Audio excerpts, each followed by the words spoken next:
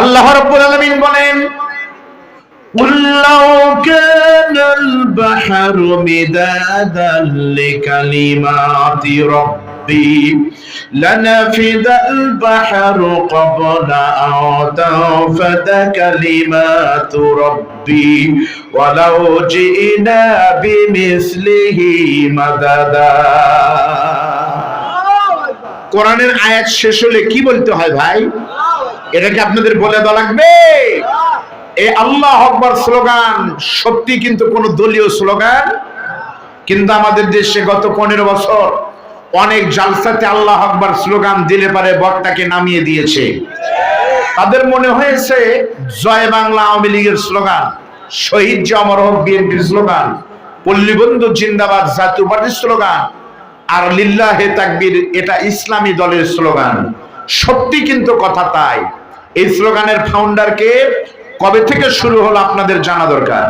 আল্লাহর নবী যখন ইসলামের প্রথম দিকে নবী আমার ইসলামের কথা বললে গ্রেফতার হামলা মামলা হয়, সেই সময় নবী একদিন গোপনে দিনের দাওয়াত দিচ্ছেন সাফা পাহাড়ের উপরে দারে আরকামের বাড়িতে গোপনে ইসলামী আন্দোলনের মিটিং করতেছে। সন্ত্রাসের ভয় দেখলেই গ্রেফতার হবে, হামলা হবে। নবী মিটিং করতেছে আর সাহাবীরা পাহারা দিচ্ছে চতুর্দিকে। কে যেন ওমরকে বলল, ওমর আবু জেহেলকে খবর দিল। আবু জেহেল ওমর সহ পূর্ব প্রস্তুতি নিয়ে পূর্ণ প্রশাসনিক সিদ্ধান্ত নিয়ে হামলা করার নিয়তে আগায় গেলেন। ওমর আসতেছে বিশাল বড় তরবারি নিয়ে। আল্লাহ নবীর চাচা আমির হামজা নবীকে গিয়ে বলতেছে, বাবা মুহাম্মদ আজকে জীবনের শেষ হইছে, দেখো মরুভূমির ভিতরে টকবক করতে করতে ওমর আসতেছে, তোমাকে আজকে আর বেঁচে রাখবেন, আমাদেরও শেষ করে দিবে। আল্লাহর নবী কিছু না বলে বললেন, চাচা ওমরকে আসতে দেন। হযরত ওমর গেলেন। আল্লাহর নবী বসা নবী হযরত ওমর কাছে আসলে পারে হযরত ওমরের তরবারিতে হাত দিয়া নবী আমার বলতেছে, আল্লাহ আমি এত দোয়া করি, আমার ওমরকে কি ইসলামের জন্য তুমি কবুল করবে না? হযরত ওমর নবীকে দেখেছে দূর থেকে, কিন্তু এত কাছে থেকে কখনো নবী দেখার সৌভাগ্য হয়নি। মুখের কাছে যখন এসেছে আল্লাহর নবীর দেদীপ্যমান চেহারা দেখে হযরত ওমরের মাথা খারাপ হয়ে গেল। নবী কত সুন্দর। অনেক বক্তা ভুল ওয়াজ করে, আমিও ভুল ওয়াজ করেছি। আল্লাহর নবী পূর্ণিমার চাঁদের মতো সুন্দর, নাউজুবিল্লাহ, তা না। আপনারা সামাইলে তিরমিজিতে একটা বাব আছে, বাবে মা জাফি খলকি রাসূলুল্লাহি সাল্লাল্লাহু আলাইহি ওয়াসাল্লামের ভিতরে হযরতে জাবের বিন সামুরা বলেন, একদিন পূর্ণিমার রাতে মদিনায় নবী আমার একটা চাদর গায়ে দিয়ে ঘুরতেছে, রাতে জ্যোৎস্নার রাত। আমি জাবের একবার নবীর দিকে তাকালাম, একবার পূর্ণিমার চাঁদ দেখলাম, কি সুন্দর। এক সময় আমি যাবেন নিজের চোখে দেখলাম, ফালা হুয়া ইনদি আহসানু মিনাল কমার, আকাশের পূর্ণিমার চাঁদের থেকে আমার নবীর চেহারা আর অনেক সুন্দর। হযরত ওমর এই দিক থেকে তরবারি নিয়ে নবীকে মারবে, নবীর চেহারা দেখে ওমর থরথর করে কাঁপতে কাঁপতে মাথা গায়ে দিয়ে বলে, ইয়া রাসূলুল্লাহ মাথা নিতে এসেছিলাম আপনার, কিন্তু মাথা দিলাম আমার, হুজুর আমাকে কালেমা পড়ায় দেন। নবী ওমরকে মুসলমান বানিয়ে যখন আনন্দের অশ্রু কাঁদতেছে, ওমর বলে, হুজুর ইসলাম হলো শ্রেষ্ঠ ধর্ম, এই শ্রেষ্ঠ ধর্মের মিটিং ভিতরে হবে কি কারণে? নবী বলতেছে, আবু জেহেলের নির্যাতন। আবু জেহেলের নির্যাতন। ওমর বলে, ইয়া রাসূলুল্লাহ আবু জেহেলের কোনো পাওয়ার নাই, আবু জেহেলের পাওয়ার হলো প্রশাসন, আর প্রশাসনের মূল হলাম আমি। সে আমি যদি আপনার হয়, আবু জেহেলের প্রশাসন নাই, জালেমের ক্ষমতার 1 মিনিটও নাই। জোরে বলেন কথা ঠিক না?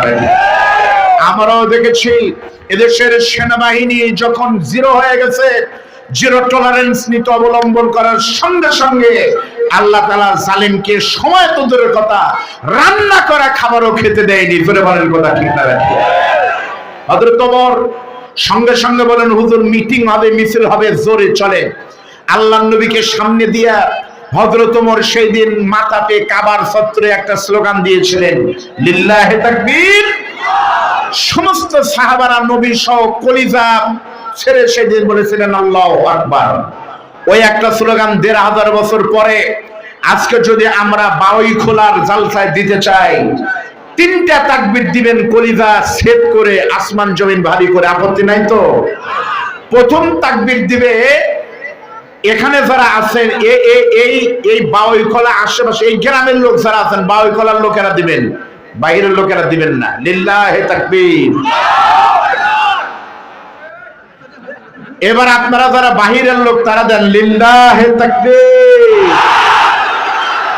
এবারে এক স্লোগান দেবেন, ভিতরে বাহিরে দাঁড়ানো বসা ঘুমন্ত জাগ্রত পুরো এলাকা যেন থর থর করে কাঁপে, আল্লাহ পাকের আর সাজিম পর্যন্ত পৌঁছে যায় এই স্লোগান। পারবেন তো ইনশাআল্লাহ? দুটো হাত তুলেন আমার সাথে, হাত নাড়ান। এবার তাকা দেখেন, দেখেন কোরআনের বিলের শাপলা ফুল কিভাবে কিভাবে ফুটতেছে। আলহামদুলিল্লাহ।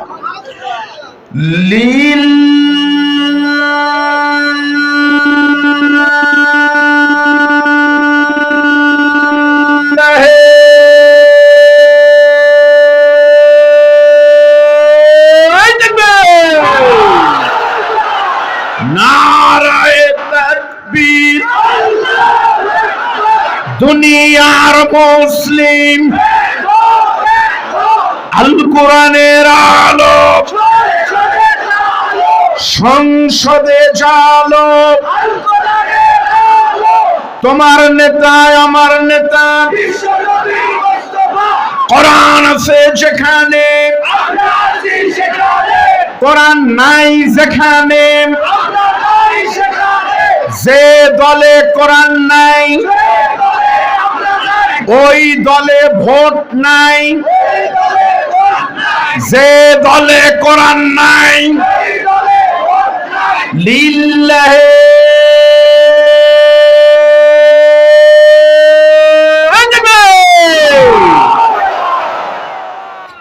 মন খারাপ করলেন?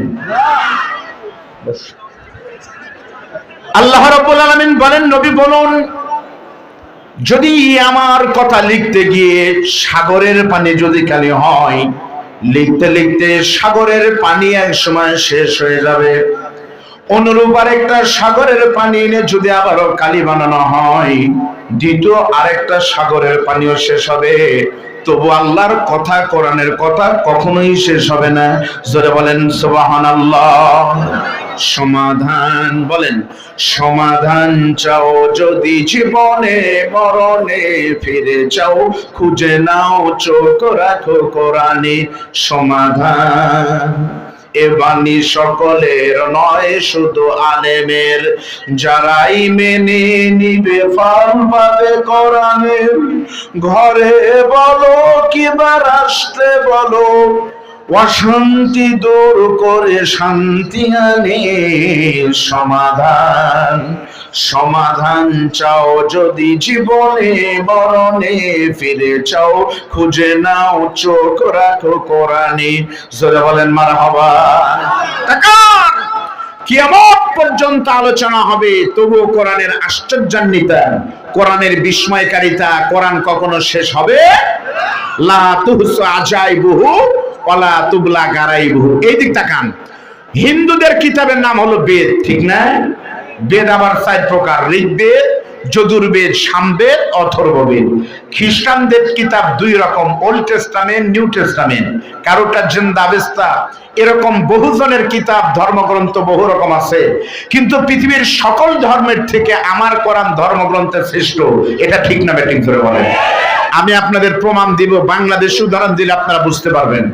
প্রতি 5 মাইল পর পর ভাষার সুর আলাদা, জানেন আপনারা? এটা 5 কিলোমিটার পর পর ভাষা কিন্তু আলাদা। আপনারা কি মনে করেছেন পাবনার ভাষা আর আমাদের বগুড়ার ভাষা এক?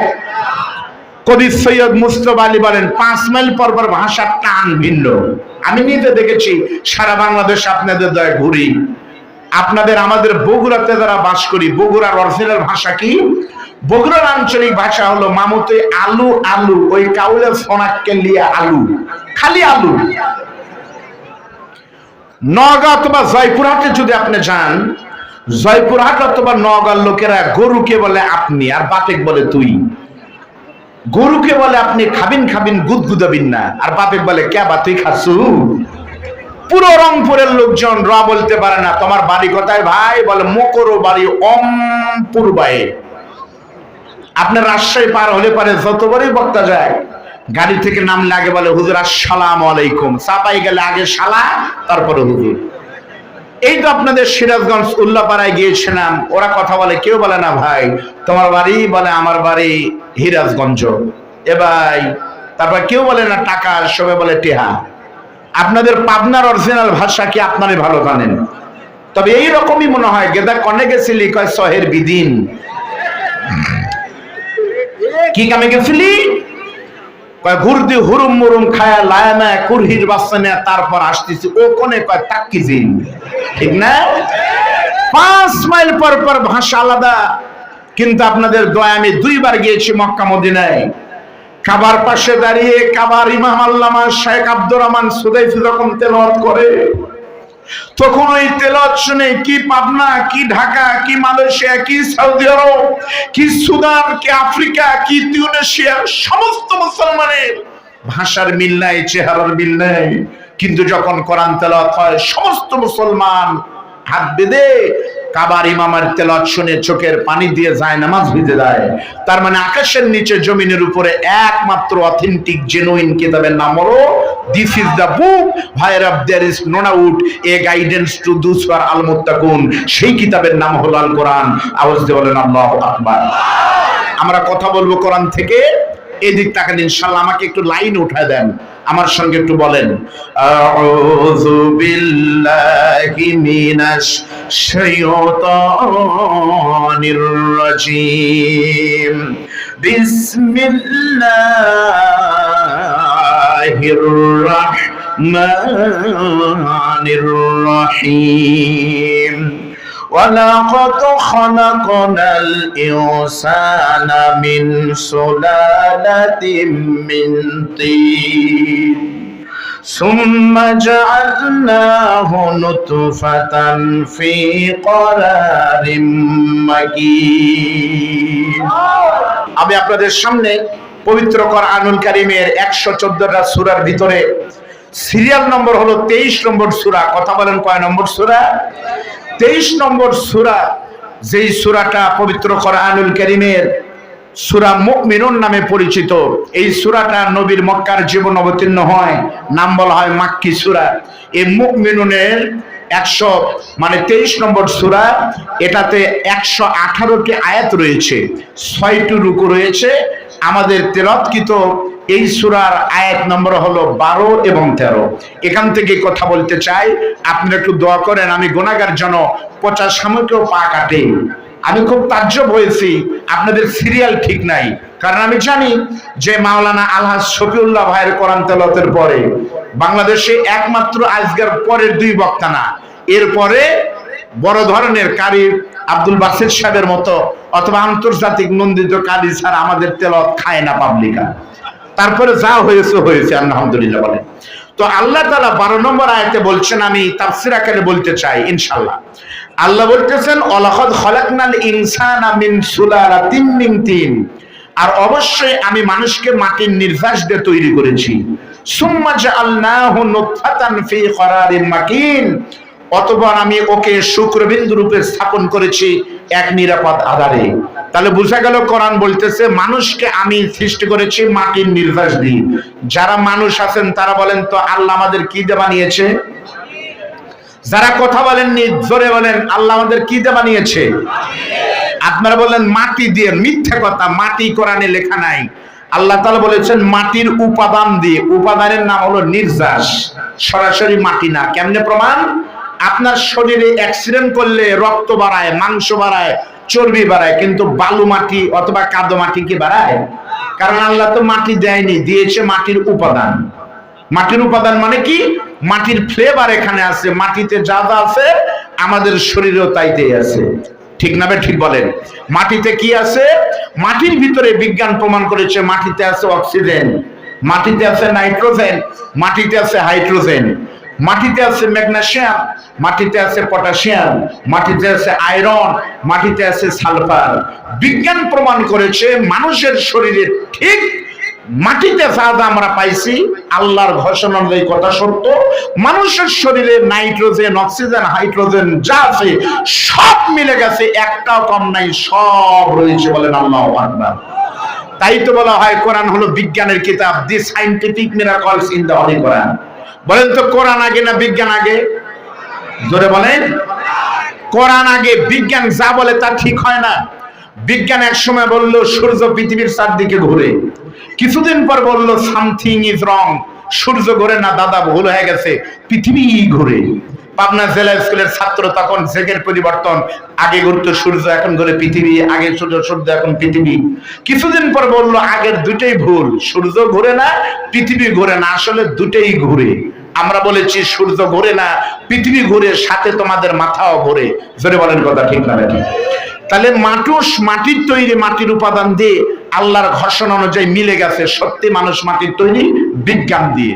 এখন আমরা প্রমাণ করব কোরআন কি বলে। তাফসীর ইবনে কাসিরের ভিতরে স্পষ্ট বাংলায় লেখা আছে, আপনারা পড়ে দেখবেন। মানুষ মাটির তৈরি, তার জবাব হলো তিনটি। বলেন কয়টি? আর একটা আয়াত দিয়ে আপনাদের একটু ঈমানটা আরো পরিপক্ক করি। মানুষ মাটির নির্যাস থেকে তৈরি, আল্লাহ বলছেন, আমার সাথে পড়েন, মিনহা খালাকনাকুম ওয়া ফিহা নুঈদুকুম ওয়া মিনহা নুখরিজুকুম তারাতান উখরা। আল্লাহ বলে, বান্দা শোনো, এই মাটি দিয়ে তোমাকে আমি সৃষ্টি করেছিলাম। আজকে তুমি মারা গেলে ধানুয়া ঘাটা অথবা বায়ু খোলা মাটির কবরেই তোমাকে রেখে দিলাম। আবার যেদিন কিয়ামত হবে, সেদিন আমার ইসরাফিল বাঁশিতে যখন ফু দিবে, সেই কবর থেকে, মাটি থেকে তোমাকে আমি আল্লাহ আবার উঠাবো। এখান থেকে প্রমাণিত হলো সত্যি কিন্তু মানুষ মাটির তৈরি। মানুষ মাটির তৈরি, তার ব্যাখ্যা হলো তিনটি। বলেন কয়টি? জোরে বলে। প্রথম নম্বর কি? আমাদের শরীরে মাটি আছে, তার জবাব হলো তিনটি। প্রথম নম্বর ব্যাখ্যা হলো, এখানে যারা বসে আছেন তাদের সবার বাবার কিন্তু মিল আছে। আমাদের সকলের আদি পিতার নাম কিন্তু আদম নবী, ঠিক না? আপনারা বলেন তো, আদম নবী আমাদের বাপকে আল্লাহ কি দিয়ে বানাইছে? জোরে বলেন। আদম নবীকে কিন্তু আল্লাহ পুরোটাই মাটি দিয়ে বানাইছে। তারপরে আল্লাহর হুকুমে মাটি কিন্তু অটোমেটিক গোস্ত হয়ে গেছে। আদম নবী কিন্তু সত্যি মাটির তৈরি।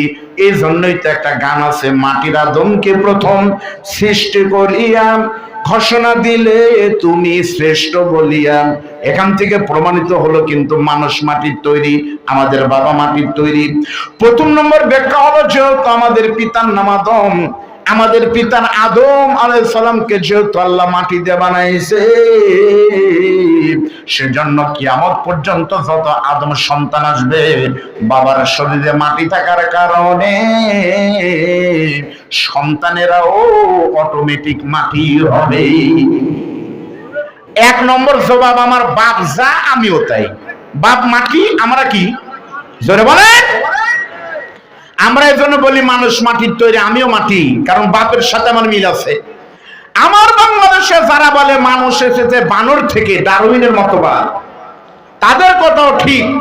তারা যদি শিওর হয় মায়ের কাছ থেকে যে আমাদের শরীরে মানুষের রক্ত নাই, বানরের রক্ত আছে, তাহলে তারা ঘোষণা দিচ্ছে আমরা বানরের বাচ্চা। কিন্তু যারা মানুষ, তারা বলবে আমরা মানুষ মাটি থেকে এসেছি, ঠিক না ব্যাটিং করে বলে। আমাদের বাংলাদেশে ডারউইনের মতবাদ প্রতিষ্ঠিত করেছে নাস্তিকের নাম হলো ডক্টর জাফর ইকবাল সার। নাম শুনছেন আপনারা?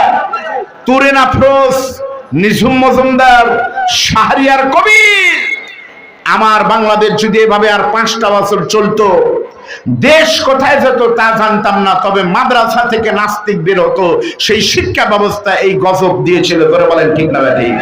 মনে নাই? গত বছর আমি নিজে একটা মাস্টার, ফাজিল মাদ্রাসার আরবি প্রভাষক আমি নিজেও। গত বছর প্রাইমারির 4র্থ না 3র্থ শ্রেণীর বইতে, ধর্ম বইতে দেখা গেল, বইয়ের ধর্ম বইতে, ইসলাম শিক্ষা বইতে উপরের পৃষ্ঠায় কাবা শরীফের ছবি, মক্কার ছবি। ঠিক বইটা ভাবে এইরকম করলেই ভিতরে দুর্গার ছবি, 10 হাত নিয়ে মা দুর্গা দাঁড়িয়েছে কাবার নিচে। এটা কেন হলো? সরকারের সাথে সাথে জরুরি তলব করে বইগুলো তুলে নিয়ে নতুন করে ছাপালো। খবর পেয়ে দেখলাম আপনারা এখন বের হয়েছে 5 তারিখের পরে, এই বইগুলো আসলে বাংলাদেশে ছাপানো হতো না। এদেশের মাদ্রাসা স্কুলের বইগুলো ছাপানো হতো ইন্ডিয়াতে। এজন্য ইচ্ছা করে তারা পরতে পরতে ছবি, বিভিন্ন আদর্শ দিয়ে বাংলার মুসলমানকে নাস্তিক করত। এখন ক্লিয়ার বক্তব্য, এখন আর বাংলাদেশ ইন্ডিয়ার মুখাপেক্ষী নাই। এতদিন পর্যন্ত বাংলাদেশ কথা বলেছে নরেন্দ্র মোদীর পায়ের দিকে তাকিয়ে। দ্বিতীয় স্বাধীনতার দেশের কোটি কোটি ছাত্র জনতা রক্ত দিয়ে স্বাধীনতা কিনে আগামী দিন আর ইন্ডিয়ার নরেন্দ্র মোদীর পায়ের দিকে তাকিয়ে না, এখন কথা হবে ইন্ডিয়ার চোখের দিকে তাকিয়ে। ধরে বলেন কথা ঠিক? আপনাদের মনে রাখা দরকার, ইন্ডিয়া আমাদেরকে বিভিন্নভাবে হুমকি ধামকি দিচ্ছে, যে কোনো সময় যুদ্ধ লাগতেই পারে। এখন বুঝতেছি ইন্ডিয়া আমাদের বন্ধু না শত্রু।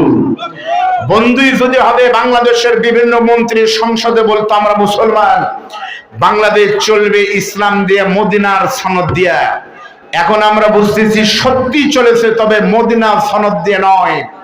এতদিন পর্যন্ত বাংলাদেশ চলেছে মোদির সনদ দিয়া, আগামী দিন বাংলাদেশ চলবে কোরআনের আইন, মদিনার সনদ দিয়া। জোরে বলেন কথা ঠিক না?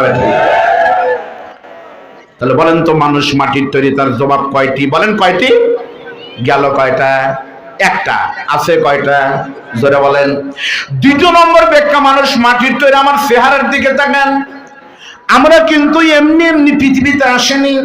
আমি আব্দুল বারী রশিদি কিন্তু বৃষ্টির পানির সাথে কিন্তু ভেসে আসেনি, অথবা আপনারা প্রচন্ড ঝড়ের সাথে কিন্তু আকাশ থেকে পড়েন নাই। মানুষ আসার কিন্তু একটা নির্দিষ্ট নিয়ম আছে, সেটা হলো স্বামী স্ত্রীর মিলনের মাধ্যমেই কিন্তু সন্তান আসে, ঠিক না ভাই? কিভাবে আসে আপনারা জানেন?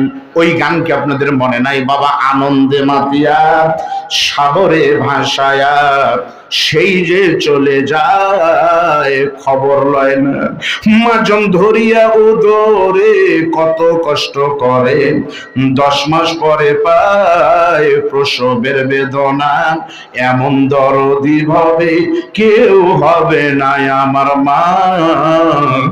মা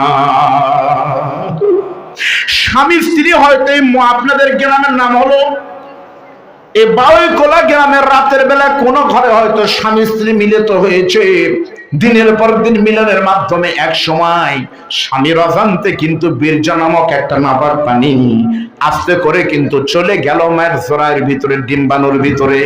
ওটাই আল্লাহ করারিন মাকিন বলেছে, ইংরেজিতে তার নাম হলো আইসিইউ, ইন্টেনসিভ কেয়ার ইউনিট, একটা সুরক্ষিত প্যাকেটে। যখন স্বামী স্ত্রীর ভিতরে যখন এটা ইস করেছে, তখনও কিন্তু মা বুঝতে পারেনি আমার ভিতরে সন্তানের এই বীজটা ঢুকে গেল। মা বুঝতে পেরেছে কিন্তু 1 মাস পর প্রত্যেকটা মেয়েরই কিন্তু মাসিক হয়। জোরে বলেন হয় না? কিন্তু এই জন্য এই সময় যখন মেয়েটার হয়নি, তখন মেয়েটার চিন্তা করে, তাহলে কি আমার পেটের ভিতরে সন্তানের আসলো নাকি? স্বামীকে ডাকতে বলতেছে, স্বামী গো, আমার সন্দেহ হচ্ছে, মনে হয় আমার পেটে সন্তান এসেছে। স্বামী তখন বলতেছে, পাগলি রে, ধুর তুমি কি কও, এখন সন্তান নেওয়ার কোনো সম্ভাবনা নাই, আমরা 3 বছর পরে চিন্তা করব। কিন্তু মহিলা বলতেছে, না, আমার বিশ্বাস হচ্ছে এতদিন আমি অসুস্থ কেন হচ্ছে না, মনে হয় আমার কিছু একটা হয়েছে। 7 দিন পরে একদিন সন্ধ্যাবেলায় বউ স্বামীকে ডাকতে বলতেছে, স্বামী গো, আপনি এখন কোন জায়গায়? স্বামী বলতেছে, আমি এখন শরৎগঞ্জ বাজারে। বিবি বলতেছে, আসার সময় ঔষধের দোকান থেকে একটা যন্ত্র কিনে নিয়ে আসবেন, নাম হলো ইজি বেবি টেস্ট, সন্তান আছে কিনা সেটা পরীক্ষা করার যন্ত্র, দাম হলো 70 থেকে 100 টাকা।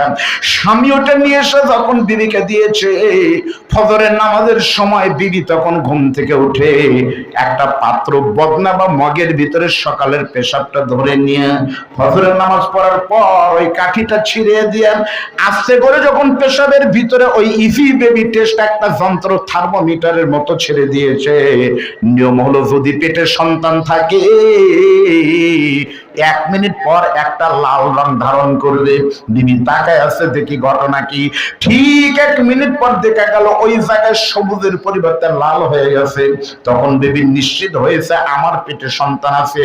বিবি তখন ওই কাঠিটা নিয়ে এক দৌড় দিয়া স্বামীকে পিছন থেকে জড়ায় বলতেছে, স্বামী গো, এই কাঠি বলতেছে আমার পেটে সন্তান আছে, আল্লাহ যদি কবুল করে এখন থেকে 10 মাস পরে আমি মা হব, আর আপনি হবেন এই ছেলের বাবা।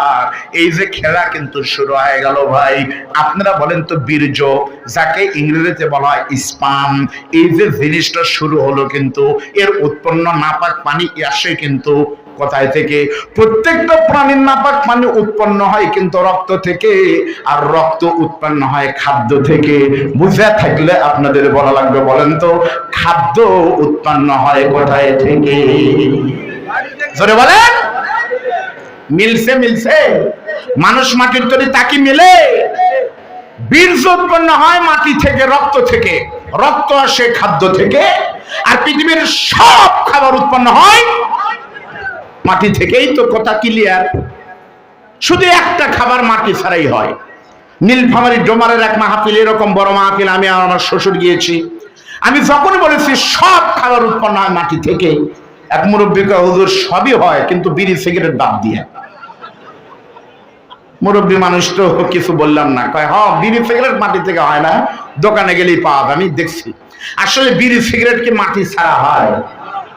মাটি দিয়ে হয় না, ছাড়া হয়। আমির হামজাক বলে দেখেন, কুষ্টিয়া মাহফিলে গেলে আমরা যখন ধান তুলি, এদিকে গেলে রসুন তুলি, আর কুষ্টিয়া গেলে পরে বক্তাদের কালেকশন করা লাগে তামাক। ভাইজান আল্লাহর কোন বান্দা আছেন 8টা জান্নাতের নামে নামে 8 মণ তামাক দিবেন, 8 মণ তামাক দিলে আল্লাহ আপনাকে 8টা জান্নাতের চাবি দিয়ে দিবে। ওখানে তামাক দিয়ে জান্নাত বেচা লাগে, তামাক ছাড়াতে নাই কিছু। তাহলে আপনার বলেন, তামাক ভিতরে থাকে সিগারেটের, সেটার নাম হলো তামাক, হয় মাটিতে। আর সিগারেটের উপরে জিনিসের নাম হলো কাগজ, কাগজের বাপের নাম হলো বাঁশ, আর বাঁশ উৎপন্ন হয় কথায় বলেন সব খাবার মাটি। অনেকে মন খারাপ করতেছে যে আমরা খাই একমাত্র সিগারেট, এর বিরুদ্ধে আপনার বক্তব্য দেওয়া লাগবে না। সুখবর, আনন্দের সংবাদ, সিগারেট যারা খান তাদের জন্য একটা সুবর্ণ সুযোগ। সব বক্তার অজার একরকম, আমার অজার একরকম। বিড়ি সিগারেটে কোনো বাধা নাই, আপনারা অজালে খাবেন। আমি দলিল দেবো আজকে, বিড়ি সিগারেট খেলে কোনো বাধা। আপনারা কি আমার প্রতি মন খারাপ করতেছেন? আমি কিন্তু বিশ্ববিদ্যালয়ের সাংস্কৃতিক বিভাগে কাজ করেছি। আমি হুবহু শ্বশুর বধূ রশিদ মতো ওয়াজ করতে পারি, আমির হামজার মতো ওয়াজ করতে পারি। আমি যদি বক্তব্য দেই খালেদা জিয়ার, কেউ বুঝতে পারবেন না আলাদা, মনে করবেন এটাই মনে হয় খালেদা। আমি আপনাদের সিরাজগঞ্জের বক্তা রেজাউল করিম কাউসারি চিনতেন, মরহুম রহমতুল্লাহ, ওনার মতো ওয়াজ করি, তাও কিন্তু পারি। এক লোক গেছে মাহির বাড়িতে গিয়ে, মাহি পিঠা আসতেছে, ছেলা হা করে আছে। মাহিকা, বাবা তুমি হাসো কাকা? না মাহি আমার মুখিয়ে বিয়ে। এই তো হলো। আস্তে কন, সিগারেটের বিরুদ্ধে আমার কোনো বক্তব্য নাই। আমি ওমরাতে গিয়ে মনে আছে, কাবা শরীফে যখন আজান হলো, আমি নিজে দেখলাম জুব্বা পরা সৌদিয়ান একটা লোক গাড়ি থেকে নেমে সিগারেট টানতে টানতে সিগারেট ফেলা দেয়। আল্লাহু আকবার। আমি চিন্তা করলাম হাত যেখানে বাঁধে বাঁধুক, আপত্তি নেই, কিন্তু সিগারেট খেলে ওযু তো করলো না, ওযু ছাড়া কি নামাজ হয়? এরপরে আমি আমার মুয়াল্লিমকে বললাম, ভাই সিগারেট খাইলে ওযু করলো না। তাই তো। এরপর আমার তো মাথা খারাপ হয়ে গেল, ইউটিউবে সার্চ দিয়ে দেখলাম নাওয়া কেসে ওযু, ওযু ভাঙ্গার কারণের ভিতরে আসলেই কিন্তু সিগারেট নাই। আচ্ছা হুজুর, এটা গোপন কথা, কেউ কিন্তু এতদিন বলে না। সত্যি কিন্তু সিগারেট খেলে ওযু থাকে। অনেক যুবক বলতেছে হুজুর খাওয়ার ভিতরে একটাই খাই, ডায়াবেটিক্স হুজুর মিষ্টি খায় না, খালি সিগারেটটাই খাই। আপনারা খাবেন, আমি আপনাদের বললাম অসুবিধা নেই। পেশাব করলে ওযু যায়, পায়খানা করলে ওযু ভাঙে, স্বপ্নদেশে ওযু যায়, সিগারেট খাইলে ওযু থাকে। ভাঙলে পারে লেখা থাকতো, কোনো কথা লেখা নাই। আপনারা খাবেন, কিন্তু দুটো সমস্যা। শর্ত কি? 1 নম্বর হলো বিজ্ঞান বলেছে সিগারেট আর বিড়ির ভিতরে একটা বিষ থাকে, নাম হলো নিকোটিন। এই নিকোটিন কেউ যদি নিয়মিত সিগারেট আর বিড়ি খায়, ওই মানুষটি অবশ্যই ফুসফুস cancer, liver cirrhosis, direct cancer, কিছু না হলো অবশ্যই টিবি রোগীতে মারা যাবে। আপনি যদি বলেন হুজুর মরি, আমি মরবো, খাবো, খেতে পারেন। আরেকটা বিপদের কারণ হলো, আপনারা জানেন পচা মাছ কিন্তু মানুষ কেনে, কেনে না? পচা মাছ, ষাটি মাছ, আপনাদের দিকে কি বলে টাহি মাছ, টাহি মাছ কিন্তু পাবলিক কেনে, যে টাহি মাছ খাওয়া না গেলেও শুটকি করে খাওয়া পাবে, তাই না? পচা মাছও কিন্তু মানুষ কেনে। আমি নিজে দেখেছি, বাচ্চার পায়খানা, কুকুর হয়তো খাবার পায়নি, শেষমেশ কি করবে কুকুর, তখন পায়খানা খাক না খায় মুখ দেয়, ফ্লেভারটা নেয় কেমন, মুখ দেবে কেমন গন্ধ, তার মানে খাওয়া যাবে না, খুবই খারাপ। খাক না খাক কুকুর, মানুষের পায়খানা তো কুত্তা মুখ দেয়। এখন পর্যন্ত কেউ দেখেছেন? আমি 100 টাকা দেব পুরস্কার। সিগারেট ফেলা দিয়েছে এমপি, সিগারেট ফেলা দিয়েছে ওসি, আর সেই সিগারেট ব্যানসনে কুকুর মুখ দিয়েছে, এমন কোন ঘটনা কেউ বলতে পারবেন? তার মানে সিগারেট একমাত্র তারাই খাবে যারা কুত্তাও খায় না, কুত্তার থেকে তারা আরো 1 গ্রেড নিচে, তারা খেতে পারেন। কে কে খাবেন একটু হাত তুলে। মন খারাপ করলেন। এখান থেকে কিন্তু মনে গেল আসলেই কিন্তু মানুষ মাটির তৈরি। বলেন আল্লাহু আকবার। তৃতীয় নম্বর ব্যাখ্যা কি দিকে তাকান, আল্লাহর কোরআন কিন্তু বলতেছে, আমি গল্প করতেছি না, ইবনে কাসির খুলে দেখেন, মানুষ মাটির তৈরি। তার 3 নম্বর জবাব, বন্ধু যখন মায়ের পেটের ভিতর আমি প্রথম ঢুকেছিলাম, তখন আমার আল্লাহ ডাক দিয়ে বলেছিল, ফেরেশতারা রে, পাবনা জেলার আটগড় উপজেলা এই বালুঘাটা গ্রামে একটা সন্তানের জন্ম হবে। আজকে বাবার শুক্রাণু মায়ের ডিম্বাণুর ভিতরে গিয়েছে। এই অনাগত সন্তানের নাম হবে ডক্টর গোলাম মাওলা। এই অত্যন্ত পাড়াগাঁও থেকে লোকটা বড় হবে, বিশ্ববিদ্যালয়ের টিচার হবে। 100 বছর পর লোকটা যখন মারা যাবে, তখন ডক্টর গোলাম মাওলাকে দাফন কাফন করা হবে বালুঘাটাতে। আল্লাহ কিন্তু জায়গা দেখায় দেয়, কবরের জায়গা কিন্তু আল্লাহ আসমান থেকে দেখায় দেয়। হাদিসের ভিতরে আছে, তখন 2 জন ফেরেশতা পাখা মারতে মারতে আরশাদিন থেকে যেই মাটিতে আপনাকে দাফন করা হবে বন্ধু, ওই কবরের জায়গা থেকে এতটুকু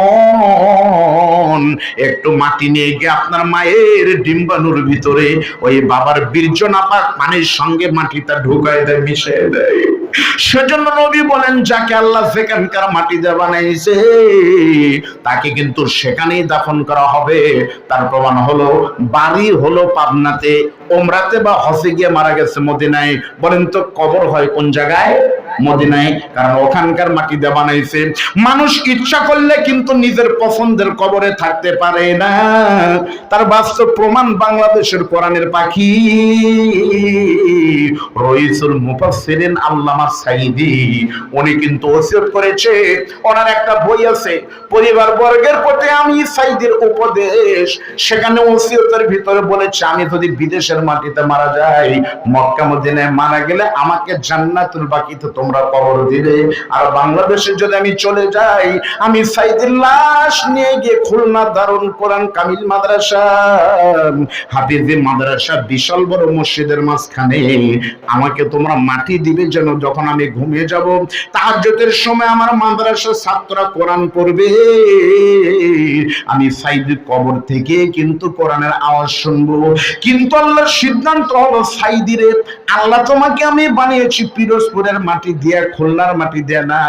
সেজন্য সিস্টেমে আল্লাহ জালেমের ষড়যন্ত্রে শহীদ করে দিয়া আল্লামা সাইদিকে কিন্তু পিরোজপুরে না, খুলনার মাটিতেই কিন্তু দাফন করেছে।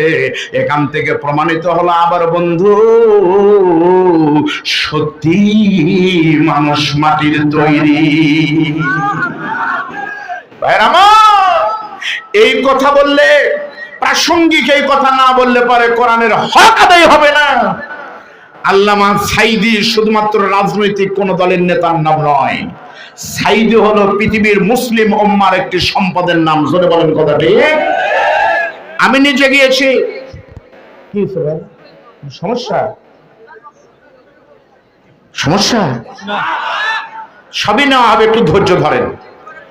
আমি নিজে গিয়েছি, বাংলাদেশের ভিআইপি প্রধানমন্ত্রী, এমপি মন্ত্রী ডক্টর ইউনূসও যদি কালকে উমরায় যায়, ডক্টর ইউনূসের জন্য কাবার দরজা খুলে দেওয়া হবে না। কি হবে? 100 জন প্রশাসনের পুলিশ আর আর্মি দিয়ে ঘিরে নিয়ে তাকে বিশেষ ভিআইপি কায়দায় উমরা করার সুযোগ তাও করতে দেবে। আর ভিড় ভাড় নাই, সময় দিতে পারবে হযরত আসাদের, এইটুক পারবে। টাকায় থাকা লাগবে। এই বাংলাদেশের একমাত্র পীর নয়, কোন মুহাক্কিক নয়, কোন আলেম নয়, একমাত্র কোরআনের পাখি আল্লামা সাইদি কাবা তাওয়াফ করেননি, বরং ওনার জন্য সৌদি বাদশা কাবা শরীফের দরজা খুলে দিয়েছে। সোনার তালায় সোনার দরজা খুলে দিলে আল্লামা সাইদি তার নাম, যিনি কাবার ভিতরে গিয়ে এক টানা 2 রাকাত নামাজ পড়ে 30 মিনিট সেজদায় গিয়ে চোখের পানি ফেলে কাদার সুযোগ পেয়েছেন। জোরে বলেন আল্লাহু আকবার। আমরা অনেকে রাগ করি সরকারের উপরে, সরকার কামটা ভালোই করেছে, এটাই করবে। সাইদি সাহেব বলছে যে ওখানে গিয়ে আমি কোনো দোয়া করিনি, খালি দোয়া করেছিলাম 2টা, আল্লাহ তুমি আমাকে শাহাদাতের মরণ দিও। তাহলে আল্লাহ ওখানে দোয়া করেছে, সেই দোয়া কি কবুল হবে না? তাহলে রাগ করেন কেন? ভালোই করেছে, কিন্তু মনে রাখতে হবে, আমার মনে হয় এই সরকার বিগত জালেমকে আল্লাহ আরো 5 বছর 10 বছর সুযোগ দিত। কিন্তু দেয়নি কখন? যখন দেশের 150 কোটি পৃথিবীর মুসলমানের কলিজার টুকরা আল্লামা সাঈদীকে যখন ওরা কেড়ে নিয়েছে, ওই রাতেই আমার আল্লাহর সিদ্ধান্তে জালেমের গদি আল্লাহ কেড়ে নিয়েছে। ধরে বলেন কথা ঠিক না বেটা? এখন অনেকে মন খারাপ করে, অনেকে বলতেছে হুজুর তাই বলে কি মাপটাপ অনেক কিছু বলতেছে। ভাইরা, এই জন্য ইংরেজিতে একটা কথা আছে, টিট ফর টিট, ইট মারলে পাটকেল খাওয়া লাগে। কামা তাদিন উতুদান, যেমন কর্ম করবেন ওই রকম ফল পাবেন। মনে নাই এক ছেলে এডওয়ার্ডের ছেলে নিয়ে যুবক যুবতী পড়ে, দুইজন চিন্তা করেছে এইবার ভালোবাসা দিবস 14ই ফেব্রুয়ারি পালন করব। ওই রূপপুর লালন সার ইয়াসের পার্ক, কি বলে সেতু, ওখানে আমরা যাবো। সঞ্জু খানের পার্কে দুইজন সময় কাটাবো। এই নিয়ত করে পাবনা থেকে এডওয়ার্ডে রওনা দিয়েছে। এই দিক থেকে মোটর সাইকেলে যেতে দেখে দাসুরিয়া ট্রাফিক মোড়ে অনেকগুলো লোক। কি হয়েছে ভাই? 14ই ফেব্রুয়ারি গিয়ে দেখে প্রেমিক প্রেমিকা অনেকগুলো লোক এক জায়গায় জমায়েত হয়েছে। আর একটা লোক বানরের খেলা দেখাচ্ছে। বানর কিন্তু খুব বুদ্ধিমান প্রাণী। বানর ফেসবুক চালাচ্ছে, কল দিচ্ছে, অনেক কিছু করতেছে। একটা বালিশ ফালা দিচ্ছে, বল মাথায় নিচ্ছে, শারীরিক কসরত মানুষের মতো। 15 মিনিট খেলা দেখার পর লোকজন এমন আনন্দ হাসে তালি দিচ্ছে। যখন মজমা জমে গেছে, বানরের মালিক বলতেছে, ভাই ও দাদা ভাই, ও মিয়া ভাই, আমি টাকা চাই না, আমার এই বানরের কোনো টাকা দেওয়া লাগবে না, আমাকে কিছু দেওয়া লাগবে না, শুধু বানরের মুখের খাবারের জন্য আপনারা 2 টাকা করে টাকা দেন। কার কাছে আর 2 টাকা আছে? কমপক্ষে 10 টাকা দিছে, টাকার স্তূপ হয়ে গেল। প্রেমিকা চিন্তা করতেছে আমার তো কিছু দেওয়া দরকার, কিছু নাই তো কাছে, টাকা তো নাই। কাছে আছে 2টা জিনিস, বাম হাতে আছে একটা বিশাল বড় গোলাপ ফুল সুন্দর, আর ডান হাতে আছে একটা বড় কলা। আমাদের বগুড়াতে বড় কলার নাম হলো অনুপাম কলা। আপনাদের পাবনায় কি বলে? সবরি কলা। আর সবচেয়ে বড়টার নাম বগুড়া বলে সাগর কলা। আপনারা কি কন?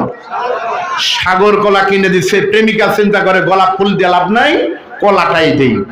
বানরের সামনে যখন কলা দিল, বানর কলাটা নিয়ে কি আনন্দ, এত বড় কলা এখনই খাওয়া লাগবে, তাছাড়া মালিক পরে দিবে না। এই চিন্তা করে যখন বাম হাতে কলা নিয়ে ডান হাত দিয়ে ছিলতেছে, চামড়া ছেলার পরে সবার সামনে না খেয়ে বানরটা আস্তে করে পিছনের দিকে দিচ্ছে। সবাই বলতেছে সি সি সি সি সি, ভালো কলা পিছনে দেয় কেন? তখন মালিক বলতেছে আগেই সিসি বলেন না, এর একটা কারণ আছে। কি বলতেছে? আমার বানর কলা খাবে, কিন্তু পিছনে দেওয়ার কারণ হলো এখন থেকে আরো 2 বছর আগে এক দন্ত বাজারে এক মহিলা বানরকে একটা বেল খেতে দিয়েছিল, 8টা বেল। শালার বানর আমার ভয়ে দেওয়া লাগবে, মিষ্টি মনে করে ওটা তখন খাইছে, বনফুলের মিষ্টি মনে করে যাওয়ার সময় চাল্লত করে গেছে, উপরে থেকে নিচে কিন্তু যায় সহজে। কিন্তু মাঝখানে গিয়ে আটা যখন লেগে গেছে, তখন আর নিচেও যায় না, উপরেও যায় না, খেতেও পারে না, পায়খানা হয় না। 3 দিন হাইরে তেল পড়া, পানি পড়া, বল মারি মাথা হুজুরের কাছে নিয়ে গেছিলাম, হোমিও এলোপ্যাথি বহু কিছুর পরে হয়নি। সর্বশেষ একে নিয়ে পাবনা মেডিকেল কলেজে নিয়ে গিয়ে 3 দিন পর 12,000 টাকা দিয়ে পিছনে কেটে 12টা সিলাই দিয়ে তারপর বেল বাড়ি করা লাগছে। এরপর থেকে আমার বেল বানর যে যা দেয় তার খায় না, আগে দেখে। খাওয়া সহজ বাবা, বের হইতে সেলাই দেওয়া লাগে 12টা। এই জন্যই বড় দেখছে, এজন্য আগে মাপ দিচ্ছে যে যাওয়া সহজ, বের হবে কিনা। খাওয়া খাবে তো পরে, কিন্তু আগে মাপ দিচ্ছে কলা বড় না দরজা বড়। মনে নাই? মনে ছিল না? এই পাবনাতে গাঞ্জাখোরদের আসরে পুলিশ বাধা দেয় নাই। এই চাটমোহরের সমাজ সাই মসজিদের মাহফিলে, সমাজ গ্রামের মাহফিলে 1 বছর আগে মুফতি মাওলানা বজলুর রশিদকে আধা ঘন্টা পর ওয়াজের স্টেজ থেকে ওসি নামিয়ে দিয়েছিলেন। কোথায় ওসি? তোমাকে খুঁজতেছে বাংলাদেশ। জোরে বলেন কথা ঠিক না? আগে থানায় লেখা ছিল মুজিব বর্ষের অঙ্গীকার, পুলিশ হবে পুলিশ হবে কি জনতা। বাস্তবে ছিল স্বৈরাচারের অঙ্গীকার, পুলিশ ছিল জানোয়ার। জোরে বলেন কথা ঠিক না? এখন ওগুলো সাফ হয়েছে, এখন ইমানদার পুলিশ এসেছে, এখন আর মাহফিলে বাধা নাই। মনে নাই? গাঞ্জাখোরদের মাহফিল হয়, হিরোইন খোরদের মাহফিল মানে কি বলে আসর চলে। বৈশাখী মেলা পাবনাতে হয়, বাউল মেলা হয়েছে, দারুল আমান ট্রাস্টের মাহফিল বন্ধ করে দিয়েছিস। এর পাই হিসাব না হওয়া পর্যন্ত কোন জালেমকে কবরে থাকতে দেওয়া আর যাবে না।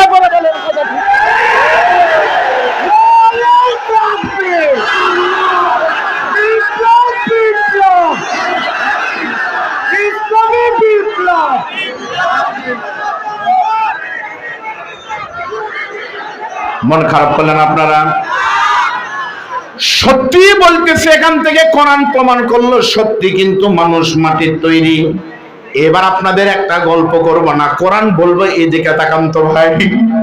এই পৃথিবীতে আসার আগে কিন্তু আমি আপনি সকলেই মিলে একটা জায়গায় ছিলাম, তার নাম হলো আলমে আরওয়াহ, রুহের জগৎ। ওই রুহের জগতে আল্লাহ কিন্তু প্রশ্ন করেছিলেন, আলাস্তু বিরব্বিকুম, আমি কি তোমাদের রব না? বলেনি, জোরে বলেন বলেনি। যখন আল্লাহ বললেন আমি কি তোমাদের রব না নাকি, কলু জমার থেকে তখন যেগুলো রুহ বলেছিল, বালা আল্লাহ অবশ্যই তুমি আমাদের রব। সেই রুহগুলোকেই কিন্তু আল্লাহ দুনিয়াতে পাঠিয়েছে। আপনারা বলেন তো ভাই, আমাদের রব কে? আরো জোরে বলেন, রব কে? আলহামদুলিল্লাহ, আপনারা বললেন রব আল্লাহ। কেন আল্লাহ ওই দিন বলেনি যে আমি কি তোমাদের ইলাহ নেই, আমি কি তোমাদের আল্লাহ নই? তা না বলে আল্লাহ কেন বললেন